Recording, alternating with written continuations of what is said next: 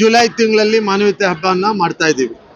ಇವತ್ತು ನನ್ನ ತಂದೆಯ ಹುಟ್ಟುಹಬ್ಬ ಕೂಡ ಅದೊಂದು ಕಾರಣ ಅಷ್ಟೇ.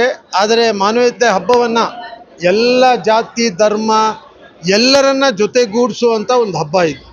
ವಿಶೇಷವಾಗಿ ನಾವೆಲ್ಲ ಮನುಷ್ಯರಾಗಬೇಕು, ಒಳ್ಳೆ ಮನುಷ್ಯರಾಗಿ ಬದುಕಬೇಕು, ಅನ್ಯೋನ್ಯ ಪ್ರೀತಿ ವಿಶ್ವಾಸವನ್ನು ಹಂಚ್ಕೊಂಡು ಬಾಳಬೇಕು ಅನ್ನೋ ಒಂದು ಸಂದೇಶವನ್ನು, ನನ್ನ ತತ್ವ ಮನುಷ್ಯತ್ವ ಅನ್ನೋ ಸಂದೇಶವನ್ನು ಇಡೀ ನಮ್ಮ ಕ್ಷೇತ್ರದಲ್ಲಂತೂ ನಮ್ಮ ಜನರೆಲ್ಲ ನಾವು ಹಾಗೇ ಬದುಕ್ತಾ ಇದ್ದೀವಿ, ಒಂದು ಕುಟುಂಬದಾಗಿ ಬದುಕ್ತಾ ಇದ್ದೀವಿ.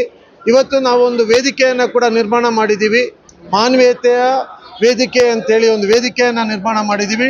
ಇಡೀ ರಾಜ್ಯಕ್ಕೆ ನಾವು ಅದನ್ನು ತಗೊಂಡೋಗುವಂಥ ಕಾರ್ಯಕ್ರಮ ಕೂಡ ರೂಪಿಸ್ತಾ ಇದ್ದೀವಿ.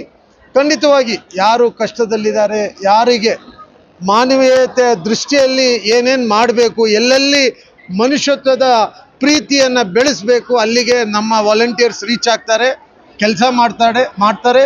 ಇಡೀ ರಾಜ್ಯದಲ್ಲಿ ನಾವೆಲ್ಲ ಕಡೆಯೂ ನಮ್ಮ ಸಂಘ ಏನು ನಮ್ಮ ವೇದಿಕೆ ಇದೆ ಅದು ಹೋಗಿ ಜನರ ಪರವಾಗಿ ಕೆಲಸ ಮಾಡುವಂಥದ್ದಾಗುತ್ತೆ. ಇನ್ನು ಬರುವಂಥ ದಿವಸದಲ್ಲಿ ನಾವೊಂದು ಪತ್ರಿಕಾಗೋಷ್ಠಿಯನ್ನು ಕರೆದು ನಿಮಗೆ ಎಲ್ಲ ಡಿಸ್ಟ್ರಿಕ್ಟ್ ವೈಸು ನಮ್ಮ ಪದಾಧಿಕಾರಿಗಳನ್ನ ಕೂಡ ಪರಿಚಯ ಮಾಡ್ತೀವಿ. ಎಲ್ಲ ಡಿಸ್ಟ್ರಿಕ್ಟಲ್ಲೂ ನಮ್ಮ ಸಂಸ್ಥೆಯನ್ನು ಮಾಡುವಂಥದ್ದು ಕೂಡ ತಯಾರಿ ಮಾಡ್ತಾ ಇದ್ದೀವಿ. ಖಂಡಿತವಾಗಿ ನಾವು ಜನಸೇವೆನೇ ನಮ್ಮ ಗುರಿ, ಅದು ಬಿಟ್ಟರೆ ಬೇರೆ ಏನೂ ಇಲ್ಲ. ಒಳ್ಳೆಯ ಸಮಾಜವನ್ನು ಕಟ್ಟುವಂಥ ದಿಕ್ಕಿನಲ್ಲಿ ಕೆಲಸ ಆಗಬೇಕು ಅಂಥೇಳಿ ನಾವಿದೆಲ್ಲ ಪ್ರಯತ್ನ. ನೀವು ಶಾಂತಿನಗರದಲ್ಲಿ ನೋಡ್ಬೋದು, ನಾವೆಲ್ಲ ಯಾವ ರೀತಿಯಲ್ಲಿ ಅಣ್ಣ ತಮ್ಮಂದರಾಗಿ ಅಕ್ಕ ತಂಗಿಯರಾಗಿ ಬದುಕ್ತಾ ಇದ್ದೀವಿ. ಅದನ್ನು ಮುಂದುವರಿಸ್ಕೊಂಡು ಅದನ್ನು ಇನ್ನಷ್ಟು ಬಲಪಡಿಸ್ಕೊಂಡು ಹೋಗುವಂಥ ಕಾರ್ಯಕ್ರಮಗಳು ಇದಷ್ಟೇ. ವಿದ್ಯಾಭ್ಯಾಸಕ್ಕೋಸ್ಕರ ವಿದ್ಯಾವಂತರಾಗಬೇಕು.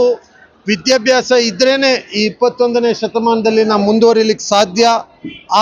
ಆ ದಿಕ್ಕಿನಲ್ಲಿ ನಮ್ಮ ಮಕ್ಕಳಿಗೆ ಪ್ರೋತ್ಸಾಹಿಸಬೇಕು ಅಂಥೇಳಿ ಯಾರ್ಯಾರು ಪ್ರತಿ ಶಾಲೆಯಲ್ಲಿ highest mark 1, 2, 3 SSLC and PUC ಯಾರು ಹೈಯೆಸ್ಟ್ ಮಾರ್ಕ್ ಆ ಶಾಲೆಯಲ್ಲಿ ತೊಗೊಂಡಿದ್ದಾರೆ, ಅಂದರೆ ಫಸ್ಟು ಸೆಕೆಂಡು ಥರ್ಡು, ಅವರಿಗೆ ಸೈಕಲ್ ಕೊಡುವಂಥದ್ದು, ಇಟ್ಸ್ ಎ ಪ್ರೋತ್ಸಾಹ ಮಾಡುವಂಥದ್ದು. ಅವ್ರಿಗೆ ಇನ್ನೂ ಬಾಕಿ ಇರೋ ಮಕ್ಕಳು ಎನ್ಕರೇಜ್ ಮಾಡುವಂಥದ್ದು, ಅವ್ರನ್ನ ಒಂದು ಓದಲಿಕ್ಕೆ ಮೋಟಿವೇಟ್ ಮಾಡುವಂಥದ್ದು. ಮುಂದಿನ ದಿವಸ ನೆಕ್ಸ್ಟ್ ಬರುವಂಥ ಮಕ್ಕಳು ಕೂಡ ಇದನ್ನು ನೋಡಿ ಓದಲಿಕ್ಕೆ ಅವ್ರಿಗೆ ಒಂದು ಇದಾಗಬೇಕು ಅಂಥೇಳಿ ನಮ್ಮ ಪ್ರಯತ್ನ ಸ್ಫೂರ್ತಿಯನ್ನು ಕೊಡುವಂಥ ಕೆಲಸ ಮಾಡ್ತಾ ಇದ್ದೀವಿ. ಖಂಡಿತವಾಗಿ ಯಾಕೆಂದರೆ ವಿದ್ಯಾಭ್ಯಾಸ ಇಲ್ಲದೆ ಹೋದರೆ ಏನಿದ್ರೂ ಪ್ರಯೋಜನ ಇಲ್ಲ. ಬಾಬಾ ಸಾಹೇಬ್ ಅಂಬೇಡ್ಕರ್ ಹೇಳಿದ್ದೇ ಅದು. ಸಂವಿಧಾನದಲ್ಲಿ ಸಮಾನತೆಯನ್ನು ಕೊಟ್ಟು ಏನು ಹೇಳ್ತಾರೆ, ನೀವು ವಿದ್ಯಾವಂತರಾಗಿ ಸಂಘಟಿತರಾಗಿ ಮತ್ತೆ ನಿಮ್ಮ ಹಕ್ಕನ್ನು ಕೇಳುವಂಥವರಾಗಿ ಅಂತ. ಸೊ ವಿದ್ಯಾಭ್ಯಾಸ ಇದ್ರೇ ಸಂಘಟಿತರಾಗಬೇಕಾಗಿರೋದು. ಸಂಘಟಿತರಾದ್ರೇ ನಮ್ಮ ಹಕ್ಕನ್ನು ನಾವು ತಿಳ್ಕೊಂಡು ಕೇಳೋಕ್ಕಾಗುವಂಥದ್ದು. ಸೊ ಆ ದಿಕ್ಕಿನಲ್ಲಿ ನಾವೆಲ್ಲ ಈಗಾಗಲೇ ಕೆಲಸ